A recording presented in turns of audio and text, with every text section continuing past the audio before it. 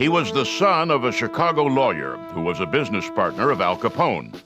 His parents sent him to military school because he was lazy. And when he announced his intention to apply to Annapolis, his father secured him a congressional appointment by turning state's evidence against the mob. He was training as a pilot when he received word that his father had been gunned down by Capone's henchmen. In one incredible engagement early in World War II, he shot down 5 Japanese bombers in 4 minutes. That earned him the Congressional Medal of Honor, which he claimed he did not deserve. He died in combat less than a year later. He is Butch O'Hare, and he is a legend of Airpower.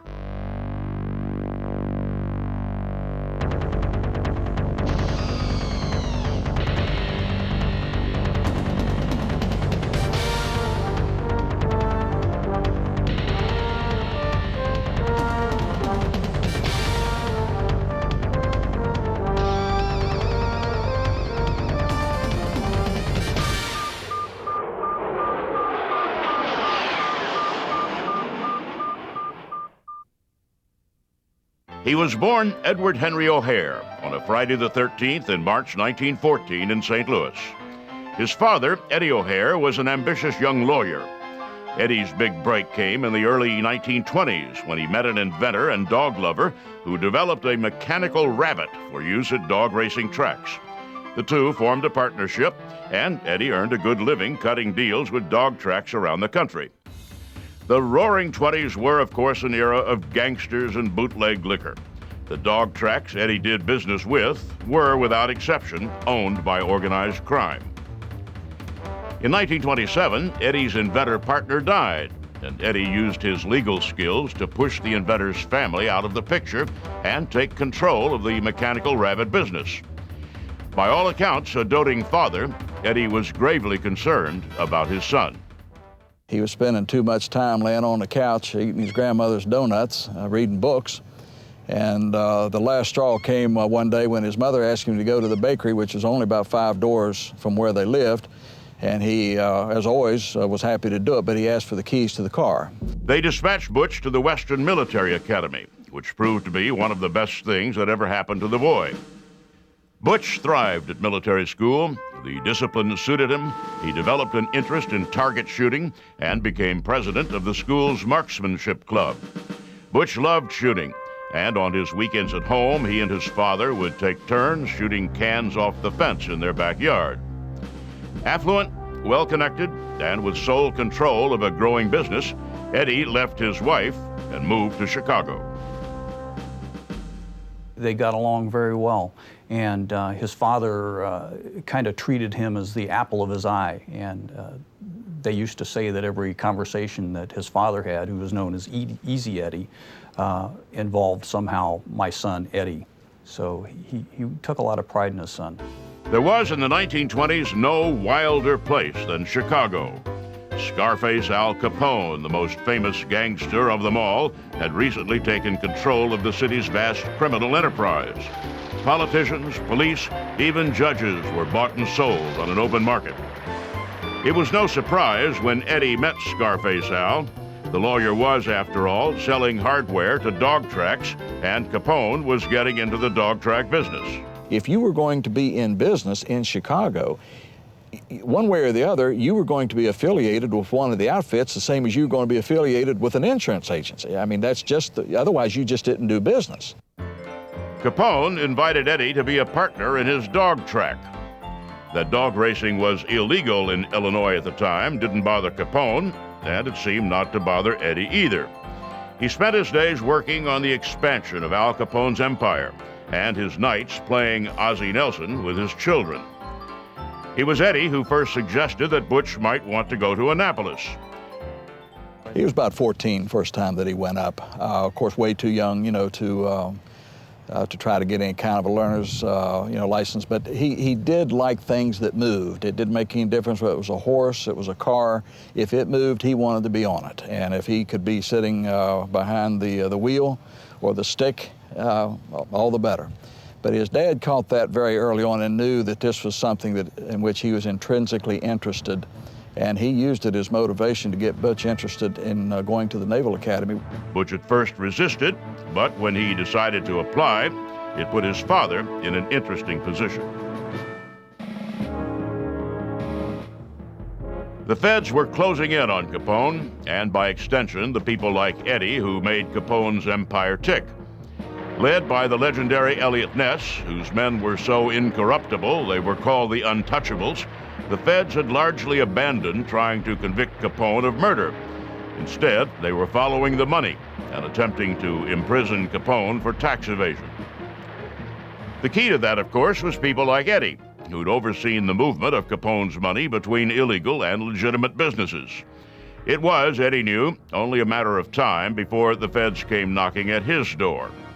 And while he might not have been a member of Capone's gang, the ensuing scandal would certainly have made Butch's nomination to the Naval Academy more difficult.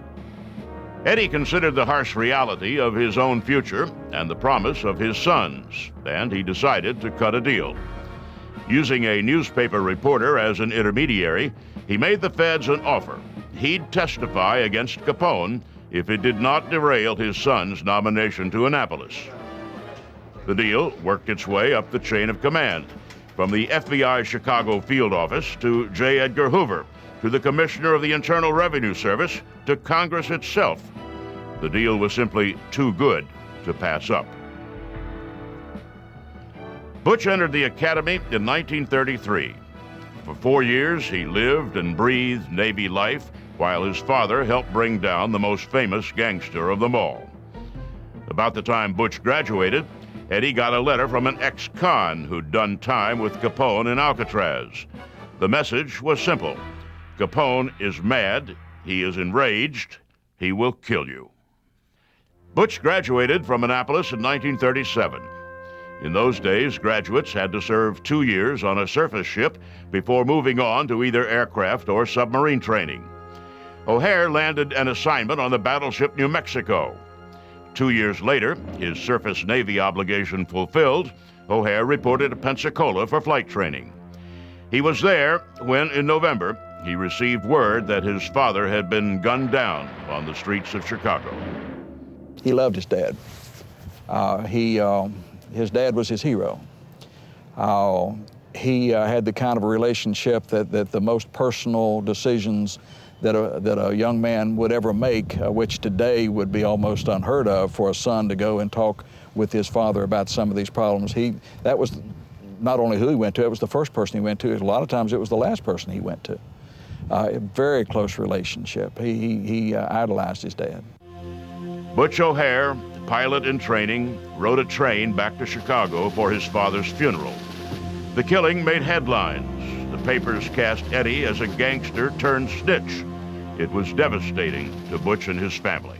After a 3-week layoff, he went back to Pensacola, picked up right where he left off, and of course we have his records as to how he performed in training, and he didn't miss a beat. His scores were as good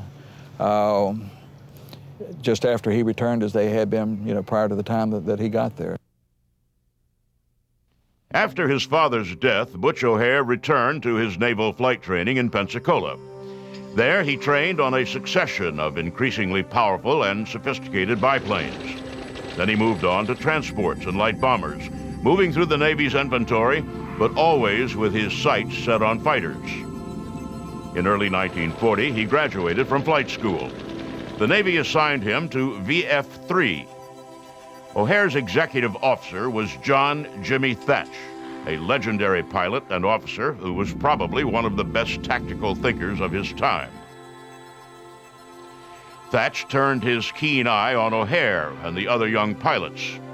War, Thatch knew, was not far away.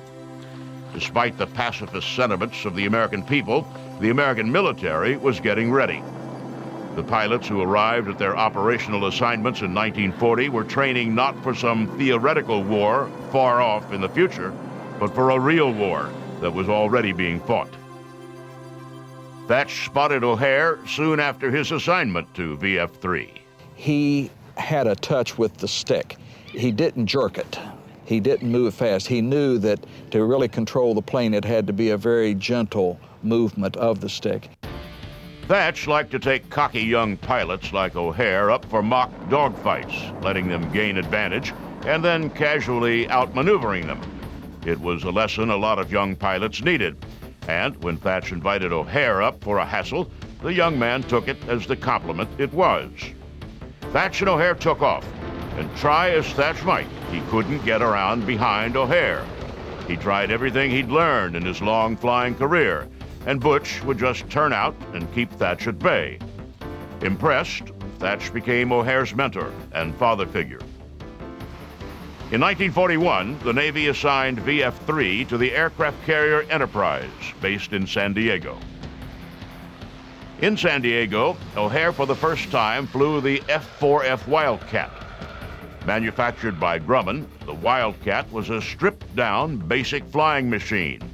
It had no hydraulics. The landing gear was cranked down by hand. The pilot charged the machine guns manually. The flaps were vacuum-powered, and the plane's basic mechanics had been improvised out of sprockets and bicycle chains. The pilots loved the Wildcat, however, because it was a tough little plane that protected the cockpit in a crash. The plane had such a tough reputation that the factory where Wildcats were built was referred affectionately to as the Iron Works. O'Hare fell instantly in love with his new aircraft, and fell in love as well with a California girl he met soon after arriving in San Diego. He proposed to his future wife, Rita, the first time he met her. When he asked if he could drive her home, she wasn't all that excited about it. When they got home, she never did invite him in. I mean, it was all, out there, sitting out in the car. But he proposed. He proposed that first night. He knew. Never any question in his mind. Aviation in 1941 was an insular life. America wanted nothing to do with the war building around the world. The military was small and isolated on out-of-the-way bases, nearly ostracized from society. That all changed with the attack on Pearl Harbor. The American Pacific Fleet had been devastated. In what proved to be the beginning of the end for the battleship Navy, the capital ships that survived the attack were aircraft carriers. Suddenly, trained naval pilots were in great demand. O'Hare, by then the father of an infant daughter, was dispatched with Thatch and the rest of VF-3 to the aircraft carrier Lexington. Only 10 weeks after the attack, O'Hare was flying combat missions near the Gilbert Islands in the Pacific. The Navy sent the Lexington to penetrate Japanese-controlled territory and attack the port of Rabaul. On February 20th, 400 miles from its target, a Japanese patrol spotted the Lexington. Thatch shot the spotter plane down, but it had already radioed back to its base that there was an American carrier in Japanese-held waters. The Lexington came under almost immediate attack by Japanese bombers. After a flight of 9 bombers had been turned away, O'Hare found himself patrolling, accompanied only by his wingman. The carrier was vulnerable, its deck crowded with aircraft being rearmed. On the horizon, another flight of Japanese bombers appeared, headed straight for the nearly defenseless ship. As if the situation weren't desperate enough, O'Hare's wingman's guns locked up. It was Butch or nothing, one man against 9 Japanese bombers. In the next 4 minutes, within sight of the Lexington's deck crew, Butch O'Hare did the impossible. Low on fuel, much of his ammunition already gone, he flew full speed into the Japanese formation and started firing his .50 caliber machine guns. He knocked down one bomber and then another. The carefully organized attack fell into disarray as O'Hare appeared again from below, knocking down a third bomber and then a fourth. 4 minutes. The amount of time from the time he engaged to the time he broke off, and the reason he broke off was because he was out of ammunition. As he was into his 4th pass, the last of his ammunition was gone. And there have been a lot of legend and myth seem to really catch the imagination, and no amount of documentation and presentation of fact is going to change what actually happened. But what he did was sufficient to earn him the Medal of Honor. I think that probably the thing that Butch O'Hare had going for himself is that he was just an excellent shot. And he had been the president of his rifle club and school, and just had the ability to see a shot. And some people just have the ability to be better marksmen than others, and he had that ability, obviously, to be able to shoot down 5 planes in that amount of time with that few rounds of ammunition. Butch O'Hare had become the first American fighter ace of World War II. After only a handful of combat missions, he was taken off combat status and returned to the United States to sell war bonds. The son of a reputed Chicago mobster received the Congressional Medal of Honor from the president. The award citation called his mission one of the most daring, if not the most daring, in the history of combat aviation. When Thatch informed him that he was being written up for a medal, Butch objected because he said that what he did was exactly what anybody else in the squadron would have done. He followed squadron doctrine right to the T.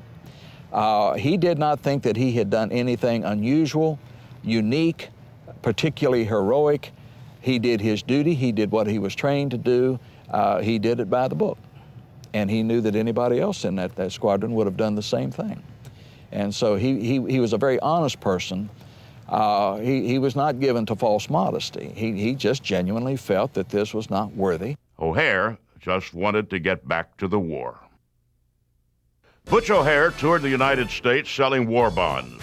The first American fighter ace of the war, a hero whose father had died in a mob hit, he was a sure draw at bond rallies. Like other heroes paraded for the home folks, he'd rather have been back with his unit.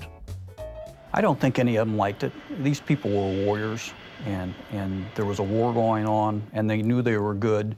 And if not even for themselves, they were concerned about the people that they had left behind. O'Hare didn't get back into combat until late in 1943. The war he returned to was considerably different from the war he left. The furious scramble to get any kind of force into the war had matured into a methodical march from island chain to island chain. Aircraft that had existed only on the drawing board a year earlier were arriving in the battle zones. Among those new craft was the F4F Wildcat, a fast and maneuverable fighter that it was hoped would be the equal of the Japanese Zero. The biggest technological change coming online was, however, radar. The British had developed radar before the United States had even entered the war. During the darkest days of the Battle of Britain, Winston Churchill moved the entire radar research program to North America to protect it. Radar had already proven itself as a defensive system, making it impossible for planes, particularly big bombers, to fly invisibly through the night. The challenge was to turn it into an offensive weapon. By the time O'Hare returned to the Pacific, the Navy had deployed radar aboard aircraft carriers. Large, heavy, and lacking detail, it alerted the ships to the approach of aircraft, but could not direct fighters to the planes with enough accuracy that the pilots could make visual contact at night. O'Hare, assigned to the Enterprise as Commander Air Group, threw himself into the development of tactics that would allow radar to become the decisive weapon in the Pacific that it had already become in Britain. The Navy put heavy, bulky radar sets in TBF Avengers, but could not wedge them into the smaller Hellcats. O'Hare and his team came up with a plan. Send Hellcats up into the dark night sky accompanied by radar-bearing Avengers. A radar operator on the ship, the fighter director officer, could then direct the formations of fighters and Avengers toward incoming Japanese aircraft. Then, radar operators in the Avengers would maneuver their squadrons close enough to the Japanese bombers that the fighters could see the bombers' blue exhaust flames. It was an audacious strategy, but in the midst of the aerial free-for-all that became known as the Great Marianas Turkey Shoot, no tactic seemed too risky to at least try. The first time O'Hare and VF-6 tried their radar-guided night mission, they were not able to find the incoming Japanese bombers. Then, on November 27, 1943, O'Hare and VF-6 took off from the Enterprise deck. The flight consisted of 4 Hellcats and 2 Avengers divided into 2 teams. The night's events are, to this day, shrouded in confusion. O'Hare and his wingman had trouble finding their Avenger. The fighter director officer on the Enterprise had trouble directing them to their targets, a group of Japanese Betty bombers. One Avenger stumbled upon the Bettys, and despite being only lightly armed, managed to shoot down 2 of them. A 3rd Japanese bomber somehow came up behind O'Hare's flight. The gunner and the Avenger squeezed off a few shots. The bomber returned fire. The Japanese action report is that the Betty that did the shooting, they didn't report a shoot down because they report, it's in the action report that they did see the exhaust flame of Butch's Hellcat. They did shoot at it, but since they did not see any flame or an explosion, they didn't report it, as being shot down. The burst from the Betty killed Butch without setting his plane on fire. He spun, nearly invisible in the darkness, down into the ocean. Butch O'Hare, at the young age of only 29, was gone. His wife had lost a husband, his 2 children a father, and his nation a hero. O'Hare's death made headlines around the world, and at long last, the fact of his heroism carried more weight than his father's association with Al Capone. Millions of people were touched by his sacrifice, inspired by his bravery. Nowhere was touched as much as O'Hare's adopted hometown, Chicago. After the war ended, planners in the city decided to expand Orchard Field to replace Midway as Chicago's primary airport. Robert McCormick, the publisher of the Chicago Tribune, led the crusade to rename the field O'Hare Airport in honor of Butch. In 1949, more than 200,000 people showed up at the ceremony dedicating O'Hare Airport to the memory of the likable, charming Butch O'Hare. The war then was still a fresh memory. The sacrifices of people like O'Hare were viscerally understood by a country that had lost hundreds of thousands of its sons to the fight for freedom. The talk at the ceremony was not about gangsters. It was instead about duty and bravery and selflessness. It was about Butch O'Hare and the memory of a brave young man that should not die.